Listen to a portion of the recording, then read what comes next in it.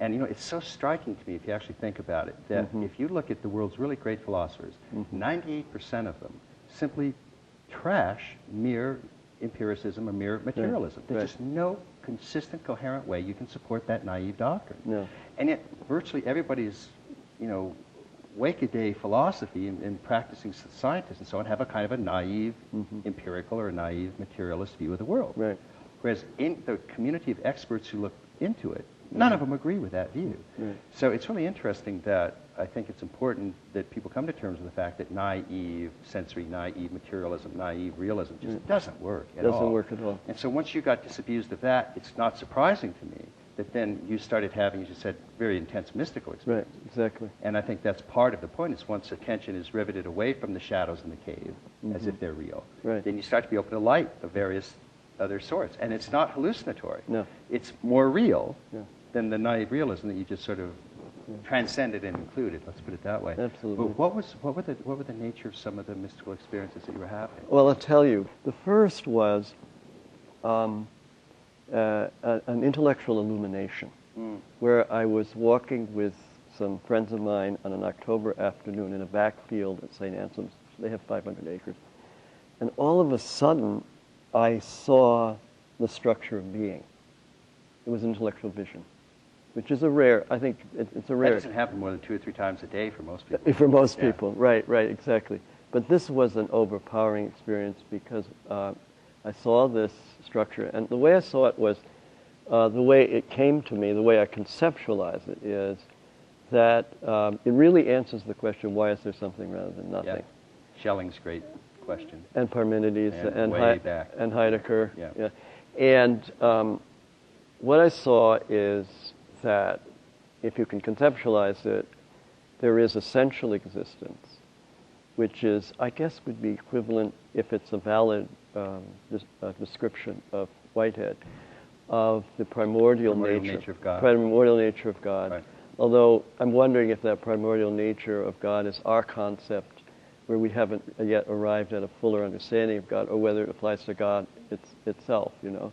But at any rate, or himself, or herself, or their self. But what was interesting was that I saw the ground of all manifestation in the possibilities and potentialities, an infinitely infinite series of them, in various universes that exist in the divine mind, which really don't add anything to the divine itself, but are related to potentialities of possible existent beings, and maybe necessary existent beings. That creation happens to fulfill that knowledge that God has.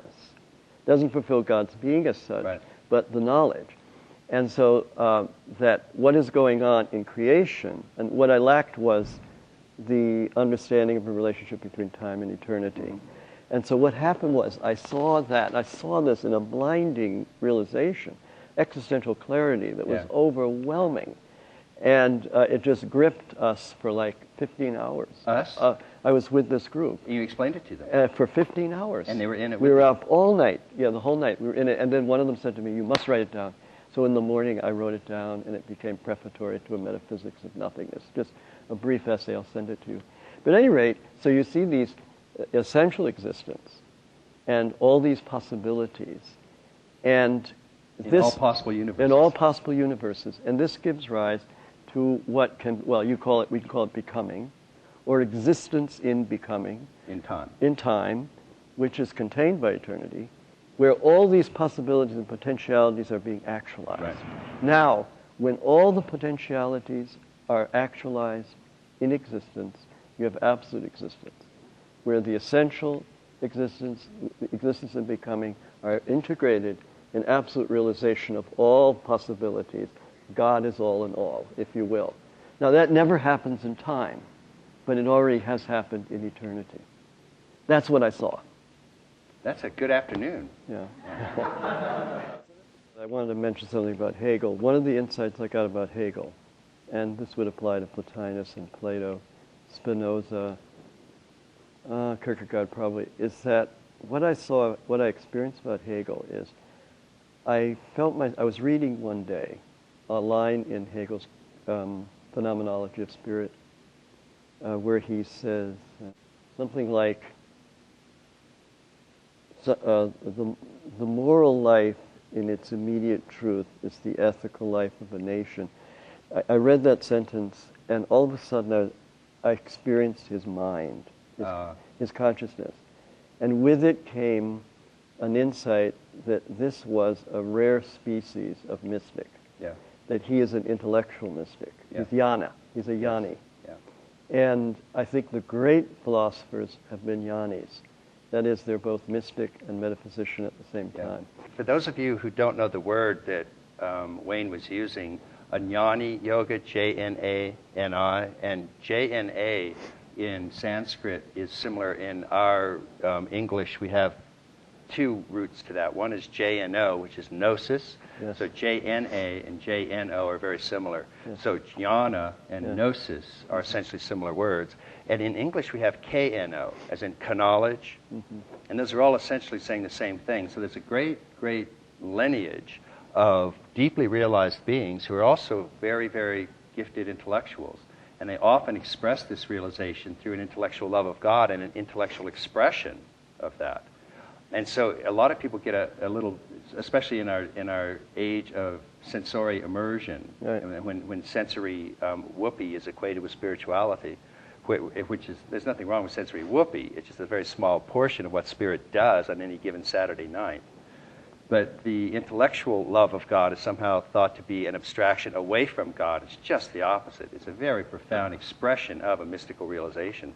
And so you're giving, I think, one of the classic, really beautiful intellectual illuminations. And they all tend to have similar-ish types of things, which is what's the relation of this eternal isness to the manifest world of becoming. Absolutely. And somehow it has to transcend and include it. And it's, Aristotle's written on it, Hegel's written on it, Parmenides, Plotinus. And it's a wonderful orientation to do that, because it helps straighten out the intellect and put it in relation to spirit. Absolutely. So it can become an expression of spirit and not a detraction from it. And when it happens, it's not like thinking. It's like you're carried along in a stream of awareness. Vision. Vision. It's vision. It's absolutely clear vision. It's intellectual vision. It's a mystical experience. And I think what it might be, if you wanted to connect it with the tradition, you might say that it's similar to what Augustine is talking about in Illumination. That in his epistemology, we know through participating in the divine mind.